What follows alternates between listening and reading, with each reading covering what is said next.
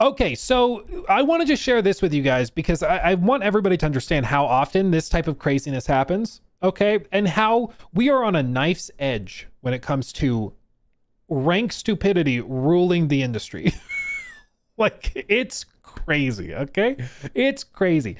What is happening is that there is a company called Oasis Management, and they are an investment firm. They take people's money, and if you're not familiar with this, basically, they go to wealthy people and say, hey, invest your money with us, give us 100 grand or 200 or 500, whatever, and we're going to invest that as a company to put our thumb on the scale. If we want to have a say in how this company operates or this company behaves, we can do that because all of us are pooling our money together, and then we will manage it for you. We take like, a 1% annually management fee, which shouldn't be a big deal because our target returns are 10% annually, whatever.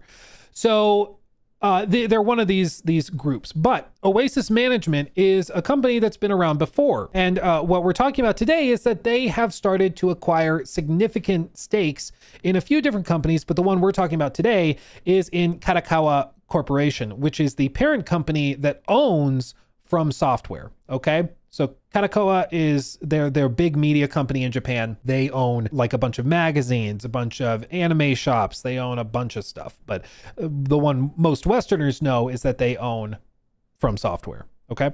Now they have acquired a pretty significant stake. It's about 8.86% in Kadokawa, which is significant because, as IGN points out in their article, Sony recently went viral, and there was stories last year, or I guess a year and a half ago, about Sony potentially buying the powerhouse behind Elden Ring. And this was all this discussion over them buying Elden Ring out and buying FromSoftware, and then we could see Bloodborne 2 and all this. That was what was being discussed. What ended up happening was much less exciting. Sony basically went and bought a stake, specifically a 10% stake. So Sony's actual takeaway at the end of the negotiations was 10%.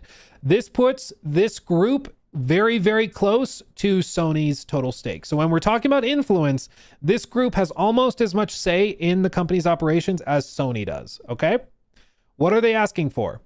Well, I want you to just, nothing has officially happened, okay, that we know publicly. But the reason this has started making news is because of a letter that was sent in 2014, okay? This same company, managed by the same people that manage it today, they sent a letter to Satoru Iwata, rest in peace, on February 26th of 2014. This is a letter sent to the president and CEO of Nintendo because they acquired a significant stake in Nintendo, and they started trying to push them to try and do certain things that they felt were more appropriate, okay? Basically, they argue to Mr. Iwata that they need to move into the mobile market and start charging for even things and upgrades as little as having Mario jump higher, paying $1 for that. Why not? Microtransactions out the ass for everything.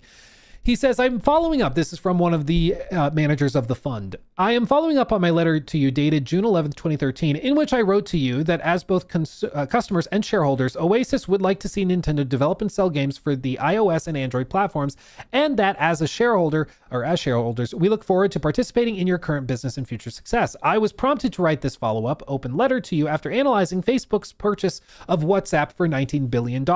We believe that Facebook's decision demonstrates the value placed on maintaining supremacy in the limited pool of mobile social interaction. It is the battle for consumer attention on the smartphone. According to media reports, users in many countries spend up to 25% of their time on smartphones using WhatsApp.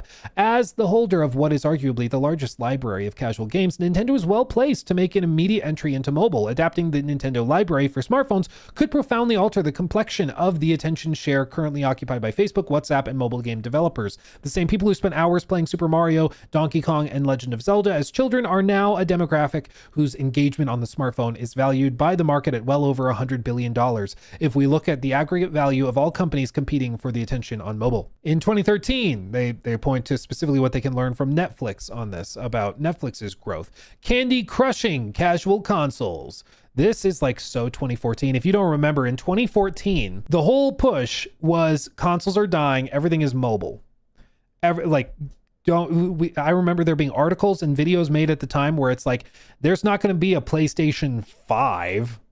No, consoles are dying. Mobile is the future. You all have phones, don't you? That's literally like why we ended up getting Diablo Immortal, was because they were like, mobile is the future. Everybody has phones. So if you're a gamer and you have a phone, perfect.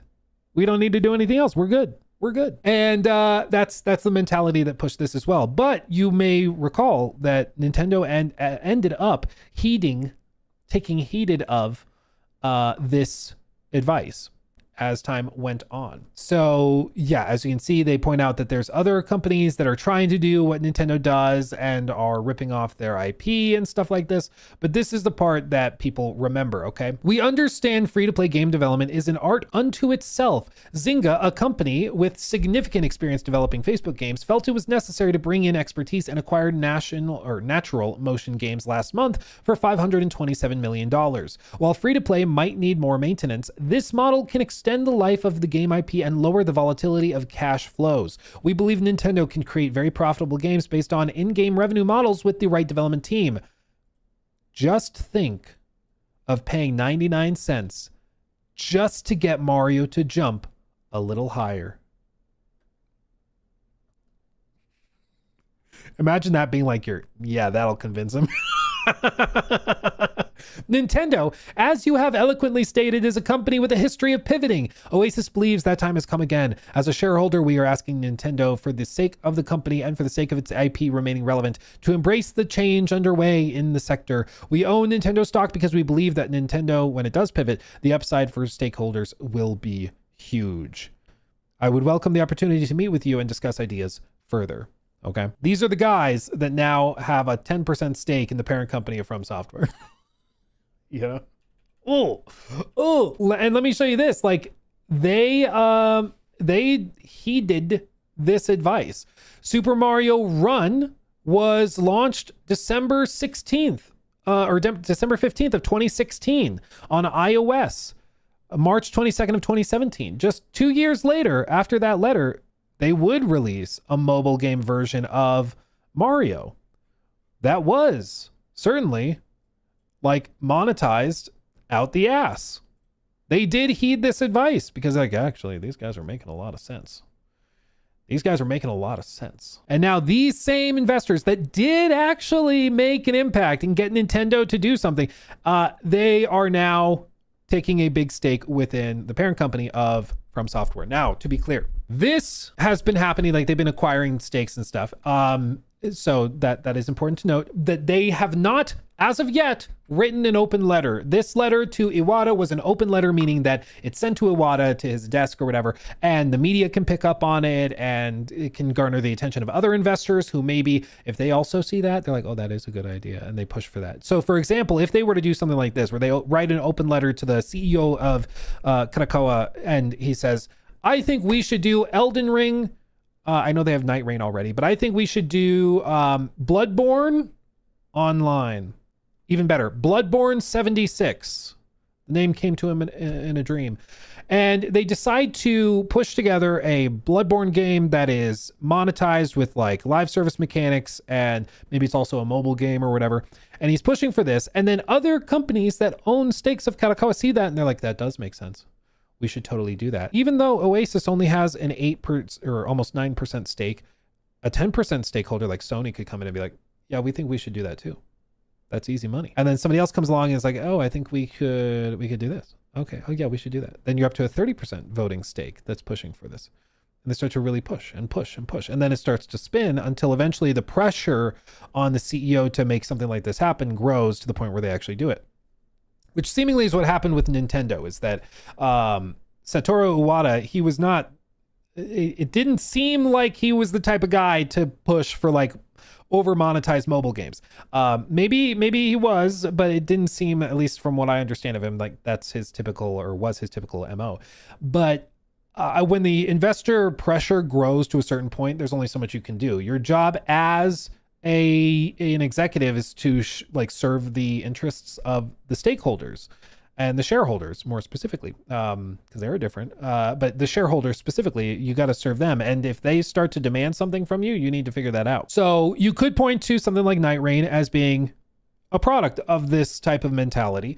You could point to something like even Duskbloods, because people forget that Duskbloods exists, for one, which has been kind of funny, but it's really easy to forget that it was revealed almost a year ago, dude. Remember this? This is the next big FromSoftware game, and it's coming this year at some point, and it is a Switch 2 exclusive. It is an always online multiplayer game. And this is where this is where FromSoftware is putting their eggs, in this basket. Knowing that it's a Hidetaka Miyazaki game, it's probably going to be freaking awesome. But it is a Switch 2 exclusive, which is crazy. I really wonder what kind of paycheck they got from Nintendo to make this exclusive. It's really fascinating to me. I just would love to know what the dollar amount is, because it had to be significant. Because I know a lot of people are like iffy on the multiplayer thing to begin with. Maybe they didn't love Night Rain or whatever. But seeing that this is also a Switch 2 exclusive for a lot of people is like the deal breaker. But Nintendo infrastructure is terrible. What were they thinking? I mean, I think they were thinking that this is what's going to push them to make it better. I think that's the goal. I will say the Switch 2 is a powerful machine. Like, if you did not see the video I did on Resident Evil Requiem running on it, it's really impressive how well it can run that game and how good it looks. But what we're talking about here is not the machine, it's the network infrastructure. Nintendo Online specifically is notably and like historically laughable. Like, it's bad. So hopefully they're making real investments to improve it, but we'll see. But either way, I just wanted to point this story out to all of you because this type of thing happens all the time in the industry. Whether you look at a company like Ubisoft or you look at a company like Kadokawa or Sony or Microsoft or whatever, these types of investors that are pushing and investment firms that are pushing for certain things to be done, even though they're not in the players' interests at all, it's very, very common. It's very common. And a lot of it is typically done behind closed doors. What's notable about Oasis is that in 2014, they made that open letter public. They let people see it and were very transparent about it. Like, this is what we demand. This is what we want. This is this. And that's pretty rare. Most of the time, this would be in like a letter sent directly to the CEO's desk and it's never made public. Makes you wonder how many letters have been sent to the desk of like, an Asha Sharma or a Phil Spencer or, a Herman Holst. Like, what kind of things are happening over there that are pushing them to do the things that they do? It's very interesting. But anyway, that's what's happening over in Kadokawa over there. They say FromSoftware has said that they do not want to make just multiplayer games. Obviously, they are going kind of back to back. They've done Night Rain, and now they're going to go straight into Duskbloods, which is another multiplayer game. So we'll see if that sticks or if they're going to pivot after Duskbloods and do something single player again. But I guess time will tell. He took my thing.